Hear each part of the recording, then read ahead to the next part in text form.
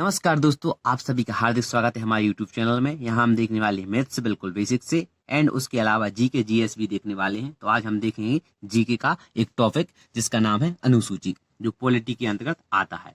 तो भारतीय संविधान की अनुसूची, शेड्यूल, यहाँ से दोस्तों एग्जाम में क्वेश्चन आता ही है। यहाँ से यदि आपने ध्यान से ये वीडियो देख लिया तो अनुसूची के जितने भी क्वेश्चन आएंगे आप बना सकते हैं। आपका पूरा बेस क्लियर हो जाएगा अनुसूची का। आप यहाँ से पूरी अनुसूची आपको याद हो जाएंगी, 12 की 12 अनुसूची आपको याद हो जाएंगी। तो चलते हैं।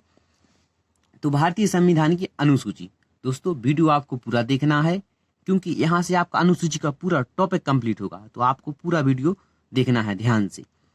भारतीय संविधान की अनुसूची, अनुसूची को बोलते हैं शेड्यूल।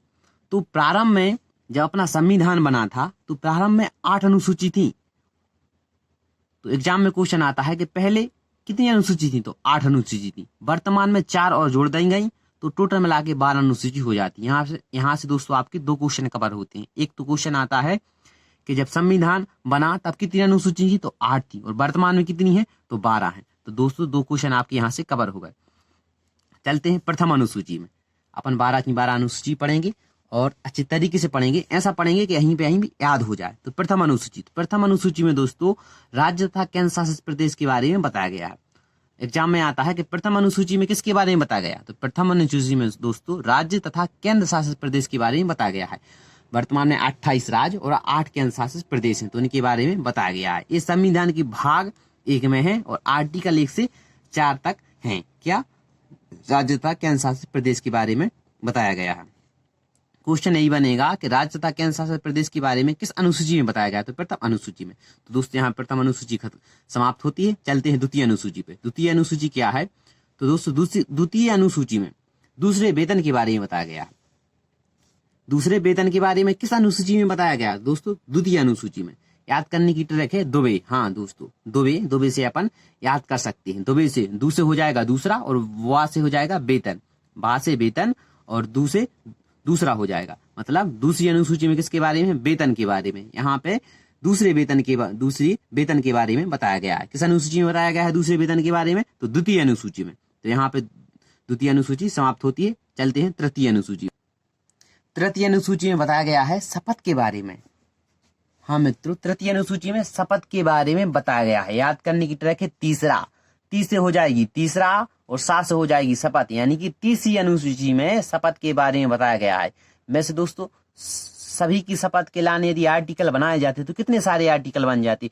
प्राइम मिनिस्टर की अलग शपथ होगी, प्रेसिडेंट की, गवर्नर की, सबकी शपथ के लिए अलग से आर्टिकल बनाने पड़ते। इसीलिए हमारे महानज्ञ ने या संविधान निर्माताओं ने क्या किया है, इन सबको एक ही पार्ट में रख दिया है। मतलब शपथ के बारे में बताया गया है। मतलब यहाँ पे सभी प्रकार की शपथ इसी के अंतर्गत आ जाएंगी। यानी कि तृतीय अनुसूची में किसके बारे में बताया गया है, तो शपथ के बारे में बताया गया है। तो तीसरा से अपन याद कर सकते हैं कि 30 से तीसरा और 7 से शपथ, यानी कि शपथ के बारे में किस अनुसूची में बताया गया, तो तीसरी अनुसूची में बताया गया है। अब इसके बाद आती है चौथी अनुसूची। तो चौथी अनुसूची में मित्रों राज्यसभा सीटों के बारे में बताया गया है। एग्जाम में क्वेश्चन आता है कि चौथी अनुसूची में किसके बारे में बताया गया है, तो राज्यसभा सीटों के बारे में बताया गया है। तो याद करने की यहाँ पे ट्रिक है चोरी चोरा की एक घटना हुई थी गांधी जी के समय, तो उससे चोरा से अपन याद कर सकते हैं। तो चो से हो जाएगी चौथी और रा से हो जाएगा राज्यसभा सीटों के बारे में। चो से चौथी, रा से राज्यसभा सीटों के बारे में। तो चौथी अनुसूची में किसके बारे में बताया गया है, राज्यसभा सीटों के बारे में बताया गया है। अब आती है 5वीं अनुसूची। तो 5वीं और 6वीं अनुसूची में जनजातियों के बारे में बताया गया है। हाँ मित्रों, 5वीं और 6वीं अनुसूची में जनजातियों के बारे में बताया गया है। कुछ नाम हैं जो 6वीं अनुसूची में, कुछ शहर के नाम हैं। यदि वे शहर के नाम आते हैं तो आप वहां पे 6वीं अनुसूची टिक करना, और इसके अलावा किसी भी शहर की जनजाति का नाम आता है तो आप 5वीं अनुसूची टिक करना। तो 5वीं और 6वीं अनुसूची में किसके बारे में बताया गया है, तो जनजातियों के बारे में बताया गया है। आती है 6वीं अनुसूची। 6वीं अनुसूची में भी जनजाति के बारे में बताया गया है। मैंने पहले बताया 5वीं और 6वीं अनुसूची में जनजातियों के बारे में बताया गया है। 6वीं अनुसूची में कुछ शहर हैं, इनके नाम आप याद कर लेना। याद करने की ट्रिक है अमित, रिया, मेघा।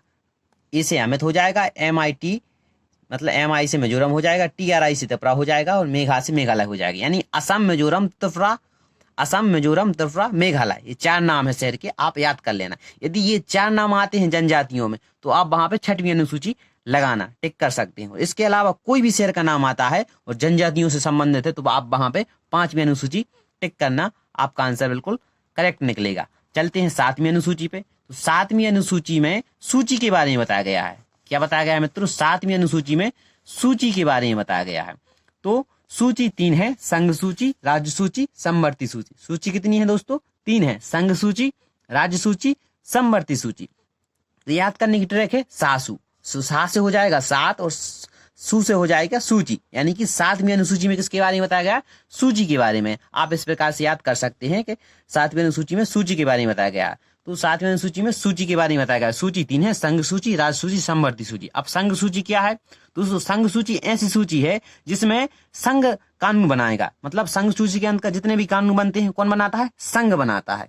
पूरा का पूरा संघ होता है वो कानून बनाता है। और राज्य सूची के अंतर्गत जितने भी कानून होंगे वो राज्य बनाएगा, यानी राज्य सूची में जितने भी कानून होंगे वो राज्य बनाएगा। और समवर्ती सूची होती है मित्रों, इसमें दोनों कानून बनाते हैं, यानी कि संघ भी कानून बनाएगा और राज्य भी कानून बनाएगा, दोनों मिलकर कानून बना सकते हैं। किसके अंतर्गत? समवर्ती सूची में। लेकिन संघ सूची में केवल संघ कानून बनाएगा, राज्य सूची में केवल राज्य कानून बनाएगा और समवर्ती में दोनों कानून बनाएंगे। तो दोस्तों याद हो गई 7वीं अनुसूची में किसके बारे में बताया गया? सासू से याद कर सकते हैं सूची के बारे में। सूची कितनी होती है? 3, संघ सूची, राज्य सूची, समवर्ती सूची। संघ सूची में संघ कानून बनाएगा, राज्य सूची में राज्य कानून बनाएगा, समवर्ती में दोनों बनाएंगे। लेकिन दोस्तों कुछ कंडीशन ऐसी होती है जहां पे संघ सूची राज्य सूची में कानून बना सकती है। हाँ मित्रों, कुछ कंडीशन ऐसी होती है जहां पे संघ सूची राज्य सूची में कानून बना सकती है, यानी कि स्टेट लिस्ट में यूनियन गवर्नमेंट संघ सूची कानून बनाएगी। वो कौन कौन से कारण होते हैं? तो नंबर 1 तो होता है, तो 3 कंडीशन में संघ सूची राज्य सूची के अंतर्गत कानून बना सकती है। नंबर 1, आर्टिकल 352, यानी कि राष्ट्रीय आपातकाल लग जाए। यदि राष्ट्रीय आपातकाल लग जाए तो वहां पे संघ मतलब राज्य के लिए कानून बना सकता है। और दूसरा आर्टिकल 356, यदि राष्ट्रपति शासन लग जाए तो ऐसी कंडीशन में भी संघ राज्य के लिए कानून बना सकता है। और एक आर्टिकल होता है 249, इसके अंतर्गत भी संघ राज्य के लिए कानून बना सकता है। दोस्तों आपको ये याद हो जाए तो याद कर लेना, अच्छी बात है, याद तो होना ही चाहिए। बार बार वीडियो देखेंगे तो याद हो जाएंगे। तो आर्टिकल 249 क्या है? तो आर्टिकल 249 इसके अंतर्गत क्या होता है? तो इसके अंतर्गत ऐसा होता है कि राज्यसभा को ये लगे कि कोई सब्जेक्ट है स्टेट लिस्ट में है, मतलब राज्यसभा को ये लगे कि कोई सब्जेक्ट है या कोई ऐसा कानून है जो कहाँ पे है? राज्य में है, लेकिन वह राष्ट्रहित का है। लेकिन वो कैसा है? राष्ट्रहित का है, पूरे राष्ट्र के हित का है। तो उसमें राज्यसभा एक बिल पास करती है, 2/3 मेजोरिटी से बिल पास करके वो कानून यूनियन लिस्ट में डाल देती है, यानी कि संघ सूची में डाल देती है। तो वहां पे संघ कानून बना सकती है। किस आर्टिकल के अंतर्गत? 249 के अंतर्गत। जब राज्यसभा को ये लगे कि यह जो कानून है वो राष्ट्रहित का है, तो ऐसी कंडीशन में वहां पे संघ कानून बना सकता है। तो किस कंडीशन में? एक तो 352 राष्ट्रीय आपातकाल के समय, एक 356 राष्ट्रपति शासन के समय और आर्टिकल 249 के तहत। तो 7वीं अनुसूची आपकी कवर हो गई। 7वीं अनुसूची में सूची के बारे में बताया गया है, संघ सूची, राज्य सूची, समवर्ती सूची। अब आते हैं 8वीं अनुसूची में। तो 8वीं अनुसूची में भाषा के बारे में बताया गया है। 8वीं अनुसूची में भाषा के बारे में बताया गया है। याद करने की ट्रिक है आभा, आ से हो जाएगा 8वां, भा से हो जाएगा भाषा, यानी कि 8वीं अनुसूची में किसके बारे में बताया गया है? भाषा के बारे में बताया गया है। तो कौन कौन सी भाषाएं हैं और कब जोड़ी गई? तो एक याद करने की ट्रिक है, सिंधी कोमल ने DMSSC का। हाँ दोस्तों, सिंधी कोमल ने DMSC का। तो सिंधी पहली भाषा, पहले नंबर जोड़ी गई थी एक भाषा, उसका नाम क्या था? सिंधी। और दूसरी नंबर जोड़ी गई 3 भाषा कोमल, यानी कि कहा से कोंकणी, मणिपुरी और नेपाली। कोमल ने कोंकणी, मणिपुरी, नेपाली 3 भाषाएं जोड़ी गई। और बाद में जोड़ी गई 4 भाषाएं। कौन कौन सी? डी से हो जाएगा डोंगरी, बोडो, मैथिली, संताली। यहाँ पे दोस्तों बी आएगा, DBMS। तो यहाँ डोंगरी, बोडो, मैथिली, संताली। तो सिंधी कोमल ने DBMSC का। तो सिंधी, और दूसरे नंबर पे 3 जोड़ी गई, कौन कौन सी? कोंकणी, मणिपुरी, नेपाली। और फिर 4 जोड़ी गई, कौन कौन सी? डोंगरी, बोडो, मैथिली, संताली। तो इसमें क्या था दोस्तों? इसमें भाषा के बारे में बताया गया है। 8वीं अनुसूची में भाषा के बारे में बताया गया है। प्रारंभ में 14 भाषाएं थी। जब अपना संविधान निर्माण हुआ तब कितनी भाषाएं थी? तो 14 भाषा थी। कितनी भाषा थी? 14 भाषा थी। लेकिन बाद में इसमें क्या हुआ, 8 भाषाएं और जोड़ दी गई। कितनी भाषाएं और जोड़ दी गई? 8 भाषाएं और जोड़ दी गई। तो टोटल मिला के कितनी भाषाएं हो गई? 22 भाषा हो गई।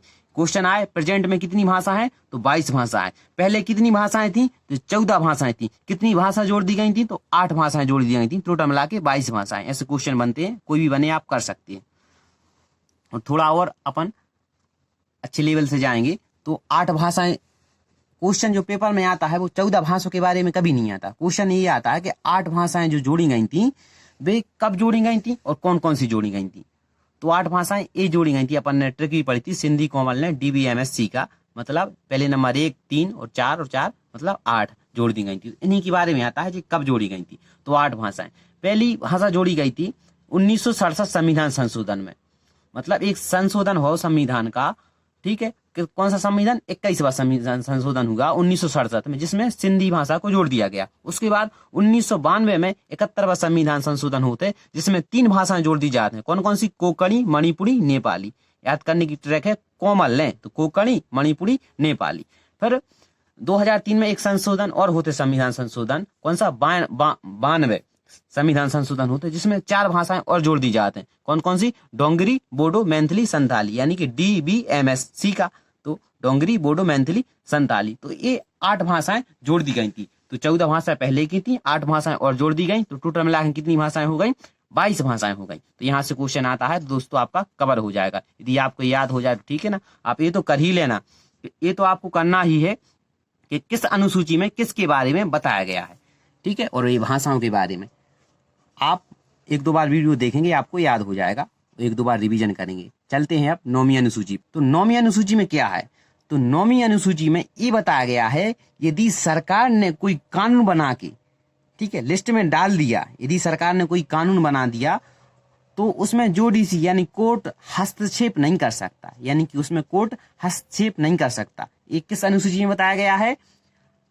9वीं अनुसूची में बताया गया है। ये क्वेश्चन आता है। इसको 1951 में जोड़ा गया था, आर्टिकल 31B में है, ठीक है। तो 1951 में जोड़ा गया था। इसमें यही क्वेश्चन आता है, ज्यादातर बनता है, यानी सरकार ने कोई कानून बना के रख दिया तो उसमें कोर्ट हस्तक्षेप नहीं कर सकता। ये किस अनुसूची में बताया गया है? तो 9वीं अनुसूची में। चलते हैं 10वीं अनुसूची में। तो 10वीं अनुसूची में किसके बारे में बताया गया है? तो 10वीं अनुसूची में दल बदल कानून के बारे में बताया गया है। क्वेश्चन ऐसा ही आता है कि 10वीं अनुसूची में किसके बारे में बताया गया है, या दल बदल कानून के बारे में किस अनुसूची में बताया गया है? तो 10वीं अनुसूची में बताया गया है। तो आपको यहाँ से याद हो जाएगा। तो 52वां संविधान संशोधन द्वारा एग्जाम में आता है, किस संविधान संशोधन द्वारा और कब? तो 52वां संविधान संशोधन द्वारा 1985 में दल बदल कानून को जोड़ा गया था। तो कब? 1985 में। और किस संविधान संशोधन द्वारा? 52वां संविधान संशोधन द्वारा 1985 में दल बदल कानून को जोड़ा गया था।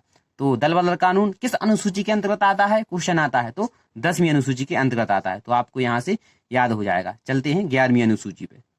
11वीं अनुसूची में किसके बारे में बताया गया है? 11वीं अनुसूची में पंचायती राज्य के बारे में बताया गया है। एग्जाम में क्वेश्चन आए कि पंचायती राज्य के बारे में किस अनुसूची में बताया गया है? तो 11वीं अनुसूची में बताया गया है। तो एक 73वां संविधान संशोधन होता है। कौन सा? 73वां संविधान संशोधन होता है। कब? 1992 1993 में किया गया। और इसके अंतर्गत 11वीं अनुसूची को ऐड या जोड़ दिया गया अनुसूचियों में। तो इसमें किसके बारे में बताया गया है? तो पंचायती राज्य के बारे में बताया गया है।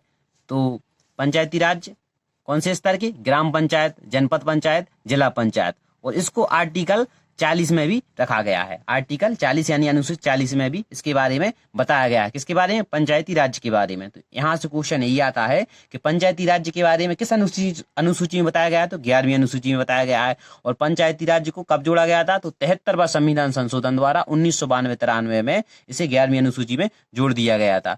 किस आर्टिकल में इसका वर्णन मिलता है? तो आर्टिकल 40 में इसका वर्णन मिलता है। आर्टिकल 40 में इसके बारे में बताया गया है। अब चलते हैं अपन 12वीं अनुसूची पे। तो 12वीं अनुसूची में नगर पालिका के बारे में बताया गया है। मतलब 74वां संविधान संशोधन होते 1992-93 में। 73वां संविधान संशोधन भी 1992-93 हुआ था, जिसमें पंचायती राज्य को जोड़ा गया था, जो 11वीं अनुसूची में है। उसके बाद 74वां संविधान संशोधन होते 1992, 1993 भी, जिसमें नगर पालिका के बारे में बताया गया है। इसमें 3 प्रकार की है, नगर निगम, नगर पालिका, नगर पंचायत। तो दोस्तों यहाँ पे अपनी अनुसूची का टॉपिक समाप्त होता है और हमने अनुसूची का टॉपिक अच्छे ध्यान से समझा। यदि आपको समझ में नहीं आया हो तो आप वीडियो बार बार देखें और समझने का प्रयास करें, क्योंकि यहाँ से एग्जाम में क्वेश्चन आते ही हैं। ये पॉलिटी का अति महत्वपूर्ण टॉपिक होता है, जिसकी जानकारी प्रत्येक विद्यार्थी को होना आवश्यक है। और यहाँ से एग्जाम में क्वेश्चन ही बनते हैं, जो 2-3 नंबर के क्वेश्चन आते हैं। तो यदि आपने इस टॉपिक को अच्छे से पढ़ लिया तो आपके यदि क्वेश्चन यहाँ से आएगा तो आपके 2 नंबर पक्के हो जाएंगे। इसलिए आप अनुसूची को बार बार पढ़ें। मैंने ट्रिक के साथ बताया है, आप ट्रिक के साथ भी उसे याद कर सकते हैं। बिल्कुल ईजी है, आप 2-3 बार वीडियो देखेंगे आपको समझ में आ जाएगा। आप नोट्स भी बना सकते हैं मेरे नोट्स में से। यदि आपको वीडियो अच्छा लगे लाइक करें, शेयर करें, कमेंट करें। मैंने थ्योरी का पहला पोर्शन पढ़ाया है। यदि आपको अच्छा लगे तो लाइक और कमेंट जरूर करें, और ऐसे और वीडियो चाहिए तो कमेंट जरूर करें। थैंक्स, धन्यवाद, जय श्री राधे। वीडियो बड़ा है लेकिन अच्छा है और महत्वपूर्ण है। यहाँ से क्वेश्चन आपके सब कवर हो जाएंगे। किसी भी एग्जाम के क्वेश्चन आपके इससे हट के बाहर नहीं आएंगे। और यदि आपने इतना पढ़ लिया अनुसूची को तो इसके बाद आप कोई भी विकल्प वाले जितने क्वेश्चन होते हैं, कोई भी विकल्प वाले आप क्वेश्चन बना सकते हैं। इसके बाद आप अनुसूची के किसी भी बुक के क्वेश्चन उठा के लगा सकते हैं, आप पे बन जाएंगे। तो थैंक्स, धन्यवाद, जय श्री राधे। वीडियो देखते रहें, लाइक करते रहें, शेयर करते रहें। जय श्री राधे, धन्यवाद।